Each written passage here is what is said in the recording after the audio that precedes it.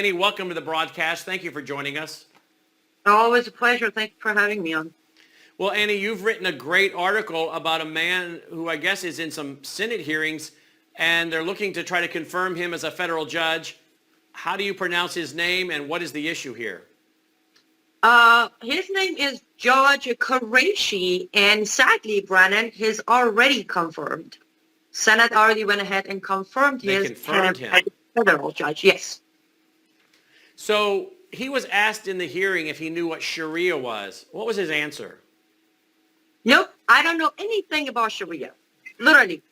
No explanation, no hesitation. Literally, the moment he was asked, Judge Quraishi, do you know anything about Sharia? He looked up and said, I don't know anything about Sharia. Nothing. Oh, I should probably add this. He is a Muslim man born into a Pakistani Muslim family in America, and he claims to know nothing about Sharia whatsoever. Well, I wasn't born in Pakistan. I wasn't born to a Muslim family, and I know quite a bit about Sharia. How is it he doesn't? Well, here's the thing, to be honest, Brannon, I think the lady at my convenience store across the street knows about Sharia. She may not know much about it, but she knows about it. And that's what triggered my curiosity when I saw the video. Now, this video is when he's being questioned with his fellow candidates by Senate. This is just a question of, this is before he's confirmed. When I saw the video, his reaction of, no, I don't know anything about Sharia, right away I'm like, wait a minute. There is no possible way for an adult grown Muslim man to know nothing about Sharia. If he would have said, yes, I know Sharia, I know what it is, but I don't follow it, okay, I would not have this certainty that he is lying under oath. But here's where I have confirmation that's even harder to believe his answer. On that video, he follows with, if the second question is, if I would apply the American law in the state of New York, Brannon, those who don't know anything about Sharia wouldn't know Sharia means Islamic law, and they wouldn't know it's superior to our law. Therefore, they wouldn't assume they are asked about Sharia because there is a question about if they're going to uphold our law or Islamic law, right? So he just revealed he knows what Sharia is because he knew enough to know it's Islamic law. Exactly. So how can you know Sharia means Islamic law and then say you don't know what Sharia is? You can't. And that's why I did. The article was published on frontpagemag.com. In fact, let me go to the screen. Can you show my screen, Logan? Look at this. Frontpagemag.com. We have Daniel Greenfield on here. We have Jimmy Glozoff. We've had David Horowitz on. This is their website. Frontpagemag.com. Sharia in the U.S. judicial system.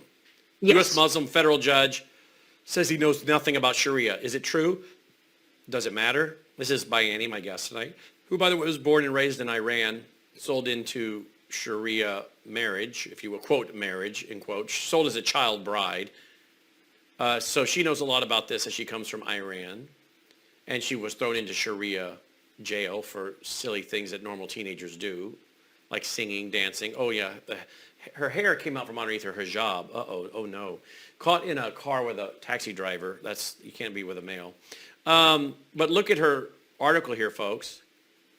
This is lengthy. I would urge you to go read it at frontpagemag.com.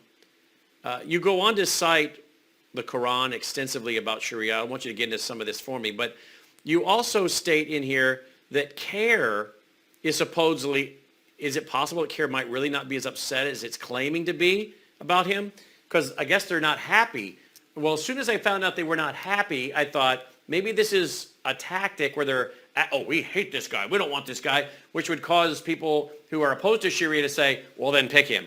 I wonder if this is a reverse psychology thing going on here. They really want this guy. Actually, I'm on the same boat. I strongly believe, for following reasons, I believe this was a tactic by CARE members to make sure that non-Muslims wouldn't look at Judge Quraishi as any kind of threat, because they claim on their press release, CARE claims, now there's a link on my article, backlink to the original publication on Jihad Watch, where CARE members are claiming that they are unhappy because they don't know anything about Judge Quraishi's history and background when it comes to civil rights of Muslims in America. Now, here's the problem. Here's where I don't believe CARE members. How can they not know anything about Judge Quraishi's stand when it comes to civil rights of Muslims, when on his questionnaire that also is attached to my article, he has been constantly awarded by New Jersey Muslims Lawyers Association. This wasn't just some lawyers association. This is New Jersey's Muslims Association, Lawyer Association. He has been a presenter in November of 2019 at the event of New Jersey Muslim Lawyers Association. He was the presenter and issued the oath of the new and upcoming officers, being the new lawyers, the Muslim lawyers, on their protection and training of New Jersey Muslims Lawyer Association. This person is clearly awarded and held in high respect and regard by Muslim Lawyers Association. So he is involved with the Islamic movement of let's separate Muslims from rest of Americans, because apparently they don't care to be Americans, they care to be about Muslims. But they would never, that Islamic legal system would never praise him if he didn't understand Sharia. That's my point exactly. You don't get to be the hero and the role model of the upcoming Muslim lawyers if you are not yourself in complete understanding and follow the true Islam, which is Sharia. All of these dots, and again, I did a follow-up video, by the way, about Judge Quraishi, mentioning more issues that I have with his statement that can be found on front page as well, actually. But I'm simply asking the question of why are none of these dots being connected? Why is there no follow-up question of Judge Quraishi, who claims to know nothing about Sharia, knows enough to know there is Sharia versus American law, who is being held and being praised, as you said, by New Jersey Muslim Lawyers Association? I'm just asking a very genuinely valid question. Absolutely. He's going to play a role in my future as an American because he is a federal judge with a lifetime position. Let's talk real quick, because Sharia and the Constitutional Republic, they're absolutely direct contrast. That's why this is a big deal. If he were a Muslim by birth or heritage, but didn't know squat about it, okay. But that he's praised by these groups, that he seems to be being dishonest, there's indication to believe that he actually knows what it is probably in favor of it. Why is this a problem for him to be on the federal bench? Explain that to Americans that may not understand. Well, here is where the problem starts. If it is confirmed, if he would come out and tell the decent truth, and he is a practicing Muslim, meaning he follows Sharia, he is obligated under Sharia to uphold Sharia if anything goes against Sharia when it comes to his ruling. For example, when it comes to him making a ruling on a specific case, if anything within that case tells him one side of the case is more leaning towards Sharia, being Islamic law, he's going to have to side with that side of the case regardless of the truth. He cannot side with non-believers versus believers, because Quran, one example, chapter 33, verse 1, says, do not obey the disbelievers. How do we expect Judge Quraishi to obey our constitution that was written by disbeliever or non-believers when it comes to his faith versus his duty?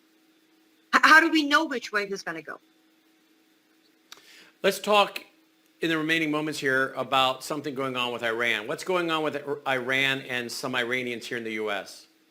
Well, what's happening with Iran is, to make it short and sweet, Islamic Republic of Iran has always operated outside of Iran for last 43 years to capture or take back or kill Iranian dissidents outside of Iran who are speaking out against the regime. That would be Now, you, by the way, right? I'm sorry? That would be you. That would be me, yes. That would be me.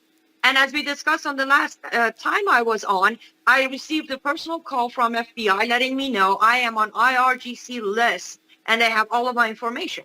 Now, this time around, there is an Iranian American, she's an American citizen, who's a journalist based in New York, and she has been going after Islamic regime of Iran non-stop. More power to her. She has been exposing them, especially regarding forced hijab and discrimination against women. There was a kidnapping plot against her. Her name is Masih Alinejad. 4 Iranian operatives put together a plot to kidnap her, take her back to Iran for her to stand trial. All 4 Iranians have been indicted in American court 2 days ago. But it gets worse when I hate to inform you. The same day, the 4 Iranian operatives indicted in America for plot against an American citizen, Biden administration, the same date after the indictment, went ahead and waived certain sanctions against Iran's oil transfer.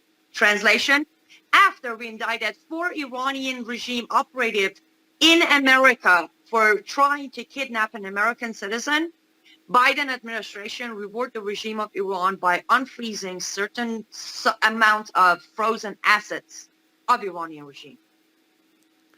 Wow. Well, Annie, as always, we appreciate your checking in. We appreciate your courage. You know you're on that list, but you keep speaking out. You love your country. You are an American citizen. You came here the legal route, and you're trying to defend the republic. You fought Sharia in Iran. You were a victim of it, thrown in Sharia jail. You know what it's like, and you're here fighting to stop that from happening, as did in your mother country. Thank you for what you're doing. Thank you so much, Annie, for being with us. We sure appreciate it. My pleasure. Thank you, Brannon.